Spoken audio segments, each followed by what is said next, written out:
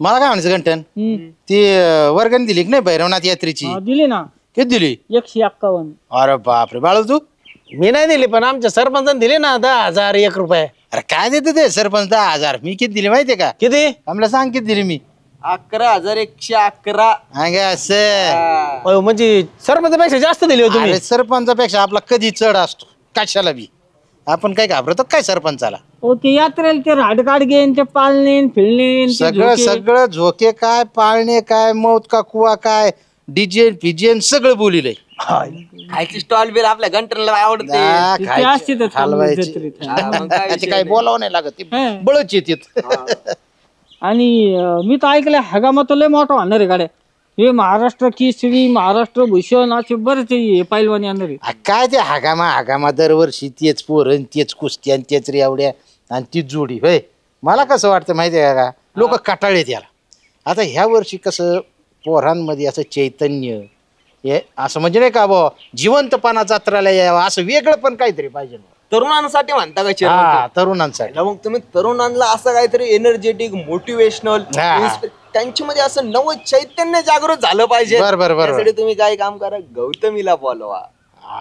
काय भारी कल्पना काढली जाणत्या. असा नुसता दांगा उसाळा पाहिजे. माझ्या मग गौतमीला बोलली अख्खी जत्रा एकीकडं तो डान्स एकीकडे. हा विषय नाही. गाव एकदम आपलं झगमगून जाईल. सही गावातल्या आजूबाजूचे पंचकृषीचे लोक येते. आयला घरी सकट कोणी थांबायचं नाही. सगळे कडी कुलप लावून आपल्या गावात गोळा होती. मग लाइटिंग हॉलिजन ते डीजे नुसता दानका चोडून द्यायचा.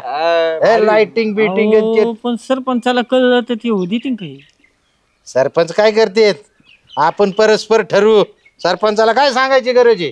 प्रत्येक वेळेस सरपंचाला विचारायचं काय? चेअरमन सरपंच ना त्या दिवशी बाहेर गावी जाणार आहेत आणि डायरेक्ट छबिना मिरायलाच येणार आहेत. आणि मग तर भारी काम झालं ना बाळ्या. आपण गौतमीला 5 वाजताच बोलून 7 वाजता तर गावाच्या बाहेर देऊ काढून.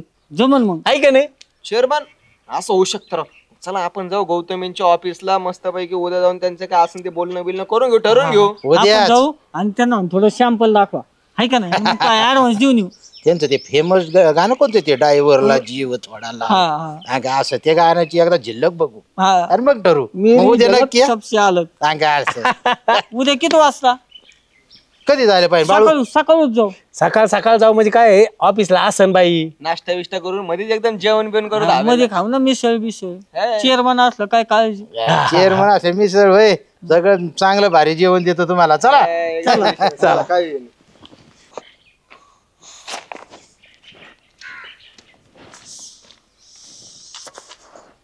साप बी पी ना त्यातून बाहेर. पाणी काऊन येणार? लाईट आहे का? लाईट नाही म्हणून तर हे केलंय जुगाड. बरं ऐक ना जत्रे दिवशी कुठे जाणार आहे तू? तत्र दिवशी कुठं घरीच आहे का बरं? दुपारी आहे ना गौतमी काय सांगतो? कधी ठेवला कार्यक्रम? आता आहे ना सगळं नियोजन झालेलं आहे. चोरमंदी केलेलं आहे. त्या दिवशी सरपंच नाही गावात. हा ते तर माहिती. हा सरपंच येतील संध्याकाळी 8 8:30ला. गौतमीच कार्यक्रम मंडप टाकणार आहे. दुपारी 5ला चालू करायचा 7 7:30ला संपवायचं. कोणी केलं नियोजन? चोरमन. वर्गणी बिरगणी काही नाही काही एक्स्ट्रा नाही त्यांच्या तर्फे करणार. अरे मग तर लय भारी. हा ये नक्की. सहकुटुंब नको येऊ एकटाची. तुला सवय कुठं कार्यक्रम असेल तर अख्खी बायका पोरं घेऊन येतो. अरे घंटे गौतमीच्या कार्यक्रमाला त्याला घेऊन येऊ. त्यांना घेऊन येऊ. भारी राव मग. हा तुम्ही सगळे या. काय सगळे या घरी कुणीच नका ठेवू. लय मोठी जत्रा असती आणि काम धंदे करू लागायला या जरा लवकर. नाहीतर येतात पार उशिरा. हो नाही तर काय सगळे काम आवरल्यानंतर काय उपयोग आहे मग तसा. मला इथं कोण आवरू लागायला नाही. एकटे माझ्या एकटीवर काम पडते. बरं ठीक आहे करते मी फोन. काय भाऊजी मग जत्रेच नियोजन कळलं का नाही? काय नियोजन आहे? पाहुणे रावळे स्वयंपाक पाणी खायचं प्यायचं काय दुसरं नियोजन असणार आहे? अहो लय भारी नियोजन झालेलं आहे. काय हो? गौतमी बोलवली चेअरमननी. गौतमी कुणी बोलवली? चेअरमननी. दुपारी 5 वाजताच कार्यक्रम आहे. आणि त्या दिवशी सरपंच बाहेर जाणार आहे. सरपंच नाही रात्री 8 8:30ला डायरेक्ट छबिन्याला. मग चेअरमननी प्रॉपर नियोजन केले. असं स्टेज बीज मस्त पैकी कानाती बिनाती बांधायच्या. दुपारी 5लाच गौतमीच कार्यक्रम चालू करायचा. 7 7:30ला गौतमी वाट बी लावायची. झोप झाली का तुमची? हा गौतमी पाठीने अशी दुपार नाही येत. अहो केलंय नियोजन तिथं बरोबर अंधार बिंधार पाडणारी. आणि या नाही, तुम्ही कशाला येता पण सांगा कोणी गली माणसं भेटले ना त्यांना सांगा जत्रे दिवशी. हा गौतमीच कार्यक्रम आहे छबिन्याच्या आधी.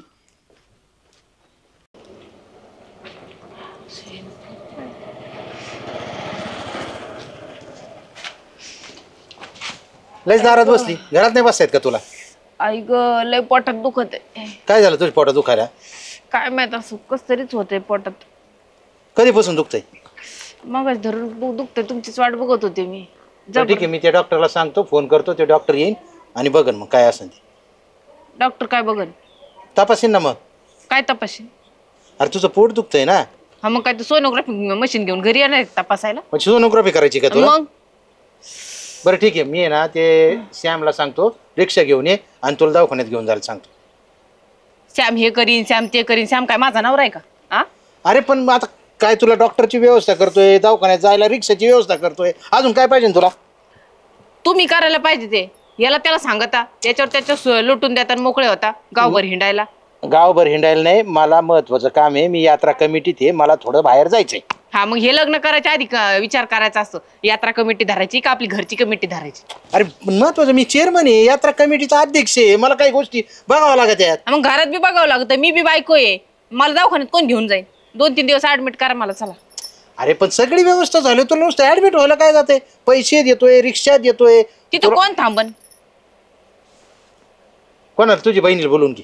बहीण बिन काही नाही, तुम्ही राहायचं 2 दिवस माझ्या जवळ, मला ऍडमिट करा. मला नाही जमणार, मी येणार नाही. मला काही झालं तरी आज जाणं गरजेचं आहे. तू ते डॉक्टर, ते सोनोग्राफी, ते तू बघ कोणाला बोलवायचंय का तिथं तू एकटीच राहायची. बरं एक काम करा, पाणी तर देता ना मला. पाणी पाहिजे? हा तेवढं देतो, पाणी देतो तुला. मी जर गेलो नाही ना ते यात्रा कमिटीत, तिकडे लोक हा, द्या दगडाने लवकर आणतील मला. पाणी. हा. लोकाला धरून महत्वाचं असते ते जाणं. तुझ्याकडे काय आयुष्य पडलंय बघायला.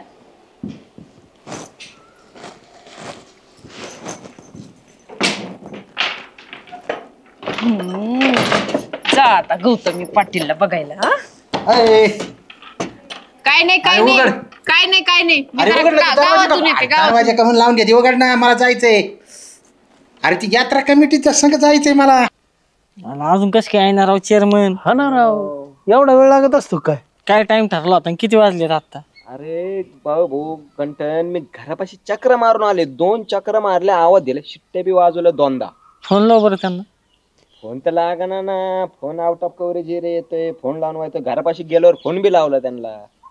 एक काम करा, तुम्ही ना वर्गणीचे पैसे द्या इकडे, हा, मी जातो आणि ती गौतमी बुक करून येतो.